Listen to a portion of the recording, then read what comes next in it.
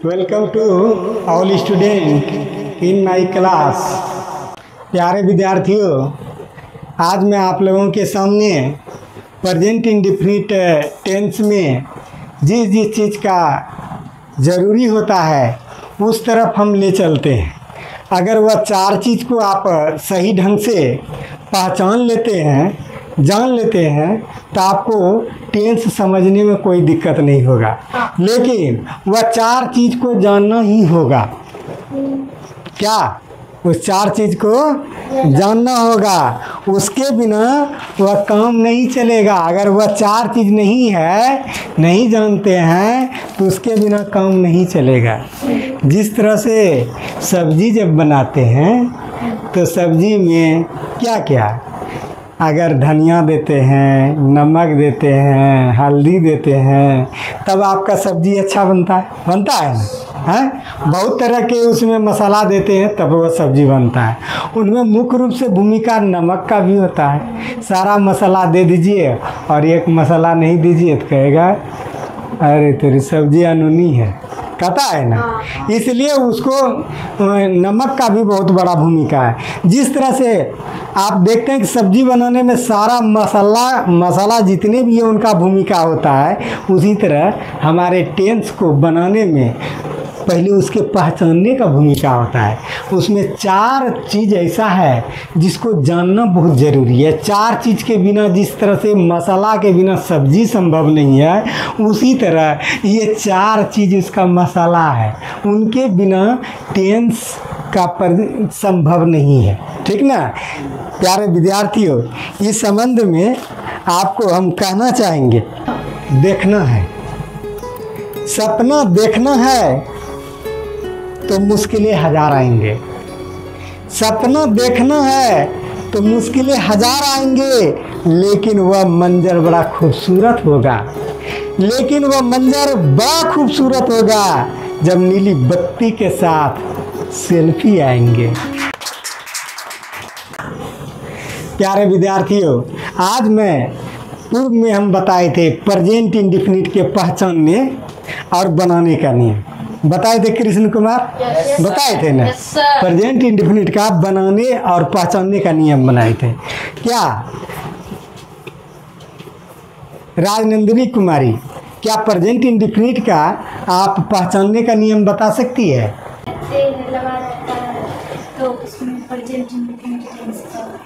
ठीक, very good, ताली। अभी राजनंदिनी कुमारी बताई कि जिस हिंदी वाक्य के अंत में ता है, ती है, ते है इत्यादि रहे तो प्रेजेंट इंडेफिनिट टेंस जाने जाते हैं। क्या अभी विवेक कुमार बता सकता है क्या उसका बनाने का नियम हो है? बताइए। ही, सी, इफ एक नाम के साथ क्रिया में ऐसा हुआ यस लगाया जाता है, बाकी सब कुछ जो कतियों छोड़ दिया जाता है। बाकी वाक्य में V1 लगता है। ठीक है, यही नहीं बोले? इस तरह से अगला क्लास में यही आप लोगों को बताए थे। अब हम आपको पहचान कर्ता, क्रिया, कर्म और अन्य पद का बताते हैं। किसका? कर्ता, क्रिया, कर्म और अन्य पद का। तो सबसे पहले कृष्ण कुमार कर्ता का बात करते हैं। कर्ता किसे कहते हैं? खड़ा हो जाओ। काम करने वाले को कर्ता कारक कहते हैं। उसका अंग्रेजी क्या होता है? तुम विवेक कुमार बताओ, कर्ता का अंग्रेजी? सब्जेक्ट। Very good. वाले को कर्ता कहते हैं। काम करने वाले को कर्ता कहता है, उसका अंग्रेजी सब्जेक्ट होता है। देखिए यहाँ ध्यान दीजिए गौर से, या गौर से ध्यान दीजिए। आपके द्वारा बताया गया कि कर्ता को सब्जेक्ट कहा जाता है। कर्ता को क्या कहा जाता है? सब्जेक्ट कहा जाता है ना। काम करने वाले को कर्ता कहते हैं। राधा खाती है, खाने का काम कम करती है, इसलिए सब्जेक्ट यहाँ क्या होगा? राधा। इसलिए राधा करता होगा, यहाँ सब्जेक्ट होगा। इसलिए राधा की जगह आप पास लगाए। राधा खाती है तो राधा इट्स होगा। तो इसमें पूछेंगे सब्जेक्ट कौन है, तो राधा बोलिएगा। सब्जेक्ट कौन है? ताकि खाने का काम कौन करती है? और सब्जेक्ट जान भी करते हैं कि काम करने वाले को कर्ता कहते हैं, तो खाने का काम कौन कर रहे हैं? राधा। इसलिए यहाँ सब्जेक्ट राधा होगा। और बोलते हैं कृष्ण छटपट करता है। कृष्ण छटपट करता है। इसमें सब्जेक्ट कौन होगा? कृष्ण। कृष्ण। क्यों? क्योंकि छटपट करने का काम कौन कर रहा है? कृष्ण। Very good. मैं प्यार करता हूँ। मैं प्यार करता हूँ। सब्जेक्ट बताओ। मैं। क्यों? क्योंकि प्यार करने का काम मैं कर रहा हूँ। Very good. तुम मनीषा बताओ। राधा खेलती है। सब्जेक्ट बताओ। राधा। क्यों? खेलने का काम राधा कर रही है। Very good. इस तरह से आप देखते हैं कि सब्जेक्ट को आप समझ गए हैं। किसी भी वाक्य में अगर मेन भूमिका निभाता है तो वह कर्ता निभाता है, जिसको हम सब्जेक्ट कहते हैं। कोई वाक्य लीजिए टेंस में, तो उसको सब्जेक्ट को पहचानने के लिए जानना होगा। कोई दिक्कत? हम सेकंड में चलते हैं। वह क्रिया वर्ब क्या है? वर्ब जिससे करना या होना समझा जाए उसे क्रिया कहते हैं। जैसे पढ़ना, लिखना, उठना, बैठना, हंसना, आना, जाना, ये सब क्रिया है। क्या है? क्रिया है। क्रिया है। क्रिया अभी कैसे समझे आप? जिससे करना या होना समझा जाए, जिसमें एक्शन हो। हिंदी में बताए थे, जिसमें एक्शन। जैसे हम ये ऐसे हैं, कोई क्रिया हो रहा नहीं, ऐसे करते हैं, ऐसे करते तो कहता है एक्शन किए हैं, कुछ तो किए, चुपचाप है, कोई एक्शन नहीं। फिर पढ़ाना स्टार्ट किया तो एक्शन हो रहा है, पढ़ाना। ठीक है? तो एक्शन, जहाँ एक्शन हो वही क्रिया है। उसमें क्रिया का यही ना, पढ़ना, लिखना, उठना, बैठना। तो तुम बताओ कि जैसे कि क्रिया, एक अनुवाद लेते हैं। राधा बोलती है। कृष्ण कुमार खड़ा हो। राधा बोलती है। राधा बोलती है, इसमें क्रिया बताओ। क्रिया राधा नहीं, बोलना। राधा बोलती है। हाँ, तो इसमें क्रिया या बोलना। क्यों? क्रिया किसे कहते हैं?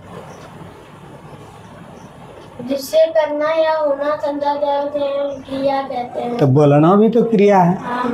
यहाँ क्या है? बोलना क्रिया। बोलना क्रिया है। बोलना क्रिया, इसलिए बोलना यहाँ क्रिया है। बोलती पांचवा रूप है, ये यहाँ वर्ब होगा। पहचानने के लिए जानिएगा। जैसे मैं खेलता हूँ, क्रिया कौन होगा? खेलना। खेलना। वता पांचवा रूप है, उसका पहला रूप खेलना होगा। मैं हंसता हूँ, क्रिया। हंसना। तुम देखती है, क्रिया। देखना। राधा आती है, क्रिया। आना। सोहन पढ़ता है, क्रिया। पढ़ना। मैं पढ़ाता हूँ, क्रिया। पढ़ाना। पढ़ाना। और ता जो है वो पांचवा रूप है। वो ता क्या है? पचमा। लेकिन क्रिया पूछेंगे तो फर्स्ट आएगा नाम। ना है। हाँ, पढ़ता है तो उसका क्रिया बोलिएगा रीड, ना होगा। यानी कि वहाँ लिखा हुआ है ता, लेकिन उसको ना बोलना है, पहला रूप में बोलना है। किसना रूप में? मैं हंसता हूँ, खेलता हूँ, दौड़ता हूँ, चलता हूँ, फिरता हूँ, जो भी है वह ना जितना भी हुआ क्रिया। इसलिए कोई वाक्य बोलते हैं कि वर्ब इसमें कोई नहीं, तुरंत पकड़ लेना है। वह विद्यालय जाता है, क्रिया बताओ। हाँ, जाता है, वह क्रिया है, पश्चिमी रूप। जाता है।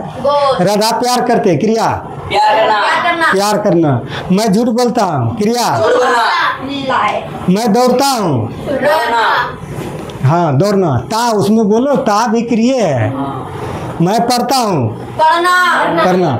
इस तरह से तुम समझ गई कि जिसमें करना या होना समझा जाए उसे क्रिया कहते हैं। कोई दिक्कत? अब देखिए यहाँ ध्यान से, ये क्रिया दूसरा नंबर हुआ।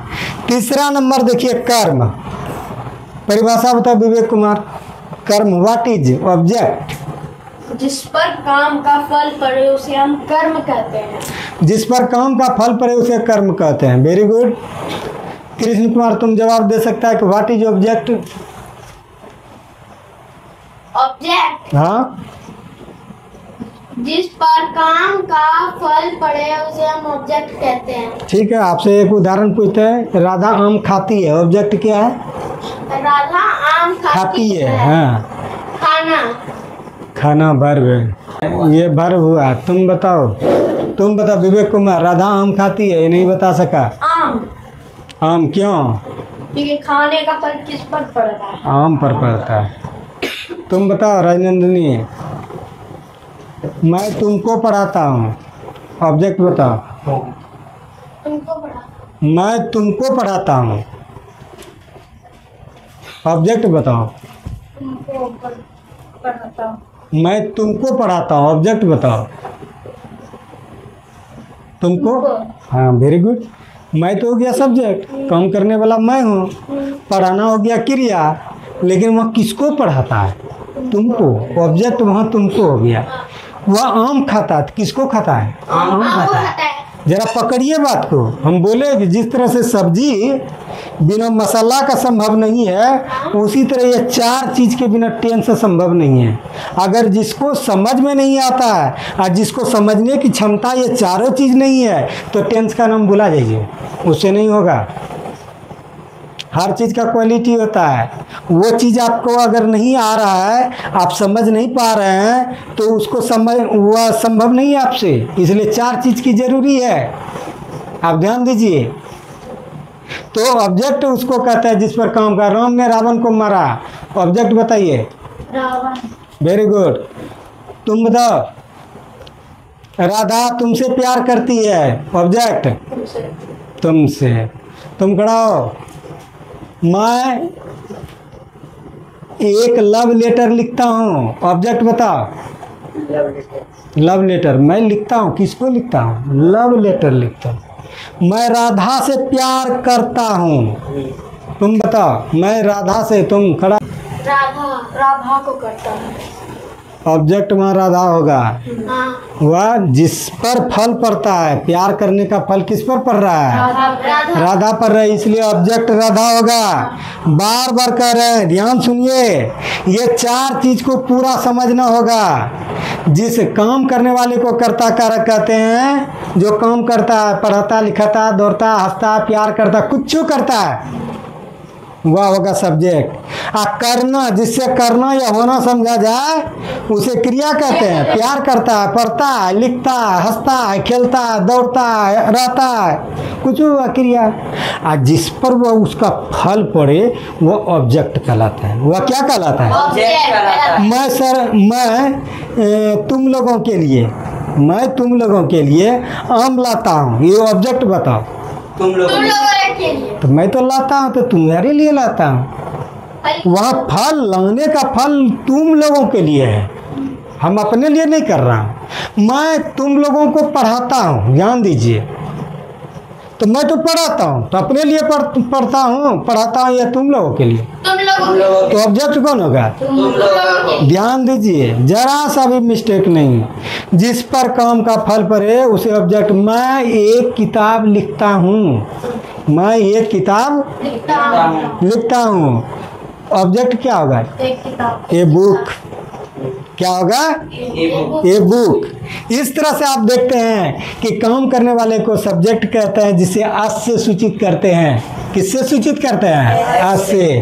क्रिया, जिस पर करना या होना समझा जाए, उसे क्रिया कहते हैं, इसे भी से सूचित करते हैं। और ऑब्जेक्ट, जिस पर काम का फल पड़े उसे ऑब्जेक्ट कहते हैं। ऑब्जेक्ट कहते हैं। कोई दिक्कत नहीं। अब देखिए, ये तीन गो के अलावा चौथा होता है, जिसको अदर वर्ड कहते हैं। क्या कहते हैं? अदर वर्ड कहते हैं। हर वाक्य में नहीं हो सकता है, लेकिन जो बड़ा वाक्य है उसमें अदर वर्ड होता है। अदर वर्ड किस में आता है? प्रीपोजिशन, कंजक्शन वगैरह सब जो है वह अदर वाक्य में आ जाता है। या शेष जितना है ये 3 गो का लीजिए और 3 गो को ले करके शेष जितना है वो अदर वाक्य में दे दीजिए। अभी देखते हैं 4 चीज़ का कर्ता, क्रिया, कर्म और अन्य पद का होता है। ठीक है, 4 चीज़ को आप पूरा से धर लीजिए ध्यान, 4 चीज़ को आप पहचानने के लिए सीख जाइए, तब आपको कोई तरह की दिक्कत नहीं है। आपको एक नियम बता देते हैं, एक चीज़ और बताते हैं, यहाँ ध्यान दीजिए कि जब प्रेजेंट इंडेफिनिट का नेगेटिव बनाइएगा, इंट्रोगेटिव बनाइएगा, तो नेगेटिव इंट्रोगेटिव या इंट्रोगेटिव नेगेटिव बनाइएगा तो डू डज लगता है। उसमें क्या लगता है? डू डज लगता है। और ध्यान रहे जहाँ डू डज आता है, जब डू डज डीड आता है तो क्रिया V1 हो जाता है। 5 बार बोलो। जब डू डज डीड आता है क्रिया V1 हो जाता है। कहीं भी डू डज का प्रयोग होगा तो उसमें क्रिया मास अथवा यस वाली बात भुला जाइएगा, वो V1 आ जाएगा। क्या आ जाएगा? V1 आ जाएगा। डू डज जब आता है क्रिया V1 हो जाता है। डू डज जब आता है तो क्रिया V1 हो जाता है। नियम में आता है, देखो जब डू डज आता है, क्रिया V1 हो जोर से, जब डू डज आता है क्रिया V1 हो जाता है। अब देखिए यहाँ ध्यान से, और एक चीज़ और बताते हैं कि अंग्रेजी जिस तरह से सब्जी बनाने में सब तरह का मसाला का प्रयोग होता है, तब सब्जी कितना सुंदर बना, उसी तरह आपको अंग्रेजी में एक उक्ति है, लोकोक्ति है, वह कहानी है, या उक्ति कहिए, कविता कहिए, जो भी कहिए, वो चीज़ है अंग्रेजी वाक्य बनाने में। बोलो, अंग्रेजी वाक्य बनाने में 4 बात पर धरिए ध्यान। 4 बात पर धरिए ध्यान। अंग्रेजी वाक्य बनाने में, अंग्रेजी वाक्य बनाने में 4 बात पर धरिए ध्यान। 4 बात पर धरिए ध्यान। कौन कौन भाई? कर्ता, कर्ता, क्रिया, क्रिया, कर्म कर और अन्य पद का करिए पहचान। और अन्य पद का करिए पहचान। कविता याद है? कृष्ण कुमार बोलो तो, उक्ति बताओ।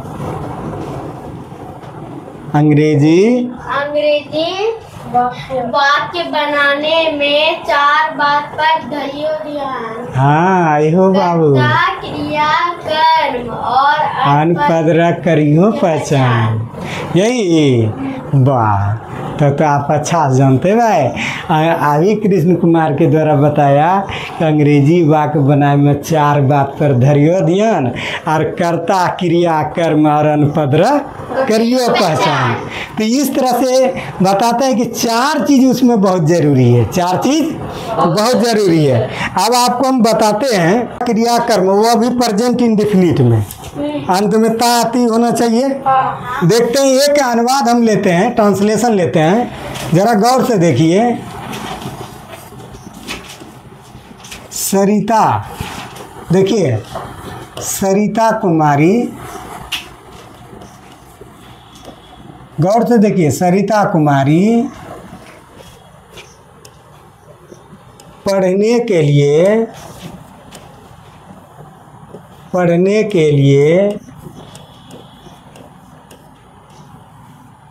सरिता कुमारी पढ़ने के लिए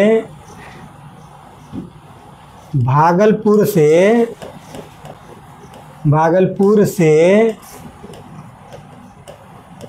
पूर्णिया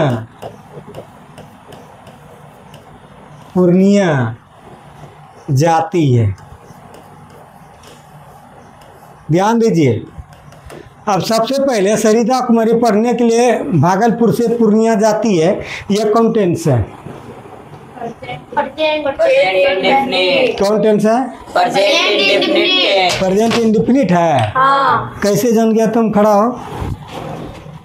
क्योंकि पहचानने का नियम में इसमें बता रहा है कि अंत में ता है, ती है, ते Very good. इत्यादि रहे तो उसे present indefinite. Present indefinite. Rajnandini, तुम कैसे जाने कि यह प्रेजेंट इंडेफिनिट है?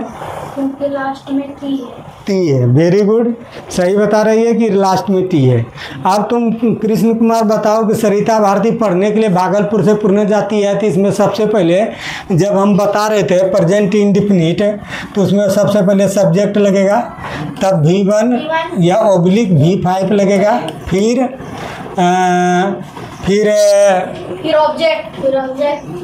ऑब्जेक्ट लगेगा, यही ना? हाँ। फिर क्या लगेगा? यही बताए थे, ये स्ट्रक्चर, यही स्ट्रक्चर बताए थे। अब देखिए, ध्यान दीजिए, पहले सब्जेक्ट ढूंढना बताइए। सरिता कुमारी पढ़ने के लिए भागलपुर से पूर्णिया जाती है, इसमें सब्जेक्ट कौन सी है, क्या है? सरिता भारती। सरिता कुमारी सब्जेक्ट क्यों है यह सब्जेक्ट? क्योंकि जाने का काम कौन कर रहा है? हाँ, कौन कर रही है? हाँ ठीक है, तुम सरिता भारती जाने का काम करते, तुम खड़ा हो। ये बताओ विवेक कुमार, जब इस अनुवाद को हम बताएंगे तो यहाँ स्ट्रक्चर करता है कि पहले सब्जेक्ट को देखिए तब क्रिया को देखिए।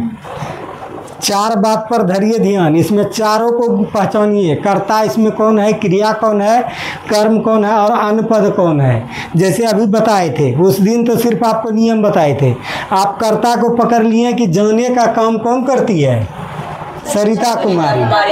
कौन करती है? सरिता कुमारी। इसलिए सब्जेक्ट यहाँ कौन होगा? सरिता कुमारी। अब वर्ब यहाँ देखिए, नियम स्ट्रक्चर करता है कि कर्ता के बाद क्रिया चाहिए। कर्ता के बाद क्या चाहिए? क्रिया। तो क्रिया जाती है, ये शुरू देखना है, फर्स्ट देखना है, और क्या अंतिम देखना, लास्ट देखना है। ध्यान रखिए, फर्स्ट देखना और लास्ट देखना। तो सरिता कुमारी जाती है, पहले क्या बनाना है? सरिता कुमारी। देखिए, कर्ता, तब क्रिया को आप ढूंढ लिए, जाती है, ये वर्ब है ना। क्रिया, कर्ता क्रिया ढूंढे ना। अब कर्ता क्रिया ढूंढ लिए, तब कर्म, कर्ता क्रिया कर्म और अनुपद का करिए पहचान। तो कर्ता का कर लिए, क्रिया का कर लिए, अब कर्म कीजिए। तो कर्म को होता है चिन्ह, क्या होता है? चिन्ह क्या होता है? तो सरिता भारती कहाँ को जाती है? भागलपुर को जाती है। कहाँ है? पूर्णिया को जाती है। कहाँ जाती है? पूर्णिया को। भागलपुर तो छोड़ देता है, आपादान कारक है, भागलपुर छोड़ता है, छोड़ती है, और वो पूर्णिया पहुँचती है। और जहाँ को जाता है वो ऑब्जेक्ट होता है। कहाँ को जाता है? जाती है। कहाँ को जाती है? सरिता कुमारी पूर्णिया। तो यहाँ ऑब्जेक्ट यहाँ हो गया। अब देखिए ध्यान से, सब्जेक्ट मिल गया फर्स्ट नंबर में, सेकेंड नंबर में आपका वर्ब मिल गया, थर्ड नंबर में आपका ऑब्जेक्ट मिल गया, और शेष जितना हुआ अदर वर्ड हो गया। शेष जितना हो गया, ये पढ़ने के लिए भागलपुर से ये अदर वर्ड हो गया, अदर वर्ड। कोई दिक्कत? अब बोलिए, ये चारों चीज़ का पहचान हो गया। हमने, मेरे द्वारा बताया गया कि ये चारों चीज़ का पहचान चाहिए। जब तक ये चारों चीज़ का पहचान नहीं होगा तो नहीं होगा। तो अब देखिए, नियम का था, पहले किसको देना है? सब्जेक्ट को। याद दीजिए, सरिता, सरिता कुमारी, यह हुआ सब्जेक्ट। जाने का कौन काम कर रही है? सरिता कुमारी। तब कहता है कि इसमें आस अथवा यस एक नाम रहे तो क्रिया में आस अथवा सरिता कुमारी जाती है। पहले बनाइए, देखिए फर्स्ट और फिर लास्ट। तो सरिता कुमारी गोज, क्या होगा? क्योंकि एक नाम आवे तो क्रिया में आस अथवा यस लगावे। तो सरिता कुमारी गोज, सरिता कुमारी जाती है, देखिए हो गया। तब ऑब्जेक्ट कहाँ जाती है भाई? पूर्णिया। तो सरिता कुमारी गोज टू पूर्णिया, पूर्णिया जाती है। तो देखिए, कर्ता पकड़ा गया, ये सब्जेक्ट पकड़ाया, फिर वर्ब पकड़ाया, फिर ऑब्जेक्ट पकड़ाया, है ना? ऑब्जेक्ट है ना। अब शेष जितना है वो अदर वर्ड है, उधर कर दो, किधर दे दो, कोई दिक्कत नहीं है, इधर कर दो। फ्रॉम है, फ्रॉम कहाँ से? भागलपुर से। फ्रॉम लगा दीजिए, फ्रॉम भागलपुर और हो गया फ्रॉम भागलपुर, हो गया। किस लिए जाता है? तो जब पढ़ने के लिए रहता क्रिया में लगा देना है टू रीड, पढ़ने के लिए। यानी अदर वर्ड उधर किधरो कर दीजिए, उसमें कोई दिक्कत नहीं, लेकिन 3 को सजाना होगा, कर्ता क्रिया और कर्म, कर्ता क्रिया और कर्म। कोई दिक्कत? हाँ। अब एक और बताते हैं, जरा सा गौर से सुनिए।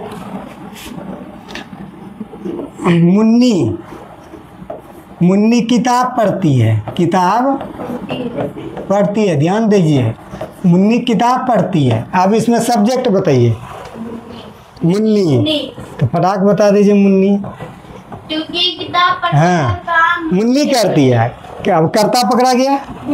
अब क्रिया बताइए, पढ़ती है, पढ़ती है। तो Munni reads, Munni reads book, क्या पढ़ते हैं? अब जो ऑब्जेक्ट बताइए, बुक, ये बुक और बुक, बुक्स होगा क्योंकि एक नाम, एक किताब, ए बुक, ठीक ना।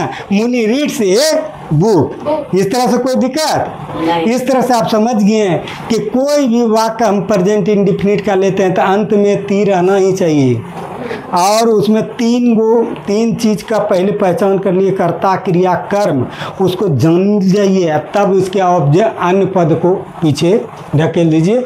इस तरह से हो जाएगा। यही आप लोगों के सेवा में हम बताए। जय हिंद, जय भारत।